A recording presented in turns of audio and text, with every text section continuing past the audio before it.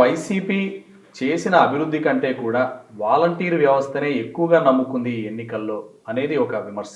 దీనికి మీరేమంటారు? వాలంటీర్లు ఆశ్చర్యకరం ఏమంటే అవినీతి అనేది అసలు రూపుమాపలేము అన్నట్టుగా చెప్పాము. అప్పుడప్పుడు రాజీవ్ గాంధీ గారు చెప్పాడు, ₹1 ఇస్తే 18 పైసలే అందుతాయి జనానికి. దాదాపు రాష్ట్రంలో 2,70,000 కోట్ల రూపాయలకు పైగా డైరెక్ట్ పెన్షన్స్ కానీ ఇవన్నింటిలో కూడా ఎక్కడ కూడా ఒక పైసా అవినీతి కానీ అవినీతి లేకుండా, పెత్తందారుల దగ్గరికి పోకుండా, దళారీలు లేకుండా ప్రజలకు ఇవన్నీ స్కీమ్స్ అందినాయంటే కేవలం వాలంటీర్లు అనేది ఒక వారధిలాగా పనిచేసి, అంతేకాకుండా పెత్తందారితనానికి అవకాశం లేకుండా, దళారీలు లేకుండా వాళ్ళ ఇంటికి వచ్చి సంక్షేమ కార్యక్రమాలు అందజేయడంలో వాళ్ళ ఆత్మగౌరవం పెరిగింది చాలా. వాళ్ళకి అభివృద్ధి చూశారు వాళ్ళు. అందుకని గవర్నమెంట్ పట్ల చాలా అనుకూలత ఉంది తప్ప వాలంటీర్లు కూడా ఒక భాగమే. వాళ్ళ సేవలను కూడా అప్రిషియేట్ చేయాల్సిందే అంతా.